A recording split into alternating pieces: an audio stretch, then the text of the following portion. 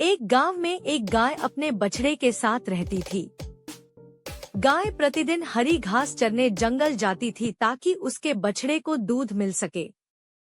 बछड़े को अधिक खिलाने की इच्छा ने गाय को जंगल में दूर दूर तक चरने के लिए प्रेरित किया। एक दिन गाय घास चरती हुई बाहर निकल गई। चरते चरते बाघ के इलाके तक पहुंच गया। जैसे ही बाघ की नजर गाय पर पड़ी तो वह गाय की ओर बढ़ा। बाघ को आता देख गाय डरने लगी। उसने बाघ से कहा, मुझे जाने दो, मेरा बछड़ा घर पर मेरा इंतजार कर रहा है। वह भूखा होगा। आज मुझे जाने दो, मैं वादा करती हूँ कि उसे खाना खिलाकर फिर यहीं आऊंगी और तब तुम मुझे खाना। गाय की बात सुनकर बाघ हंसने लगा। क्या मैं बेवकूफ दिखता हूँ? एक बार चले गए तो फिर लौटकर नहीं आएंगे। जान बचाने के लिए ही ये बातें कह रही हैं। मुझे भूख लगी है, मैं तुम्हें खाऊंगा। गाय ने बहुत प्रार्थना की और अपने बछड़े के लिए रोती रही, लेकिन बाघ ने गाय की कोई भी विनती नहीं मानी। लेकिन गाय गिड़गिड़ाती रही।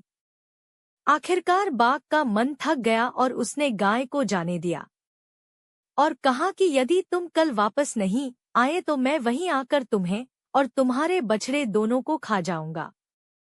गाय ने उस समय राहत की सांस ली, लेकिन जैसे जैसे वह घर की ओर बढ़ रही थी, अपने वादे के बारे में सोचकर उदास हो रही थी। गाय के घर पहुंचने पर बछड़ा अपनी मां को देखकर खुश हुआ और दूध पीने लगा। मां को उदास देखकर बछड़े ने उदासी का कारण पूछा। गाय ने सारी कहानी बताई।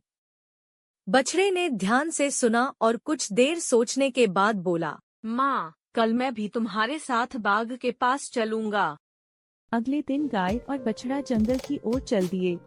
थोड़ी देर में वे बाघ के सामने पहुंच गए। अब गाय को अपने बछड़े की जान का डर अधिक सताने लगा। वह असहाय थी। गाय ने कहा, बाघ, मैं अपने वचन के अनुसार आई हूँ। मुझे खा लो और मेरे बछड़े को जाने दो। तब बछड़ा बोला, नहीं बाघ, पहले तुम मुझे खाओ। गाय ने बछड़े को चुप कराते हुए कहा, नहीं नहीं, मुझे खाओ। बछड़े को जाने दो। बछड़ा बोला, नहीं नहीं, पहले तुम्हें मुझे खाना होगा। बाघ ने हंसते हुए कहा कि न तो मैं तुम्हें खाऊंगा और न ही तुम्हारी माँ को। उसने अपनी बात रखी और तुम्हारी जान बचाने के लिए यहाँ आई, और दूसरी तरफ तुम हो जो अपनी माँ के लिए मरने को तैयार हो। अगर मुझे खाना ही होता तो कल ही गाय को खा लेता। मैं तो बस यह देखना चाहता था कि गाय अपना वादा पूरा करती है या नहीं।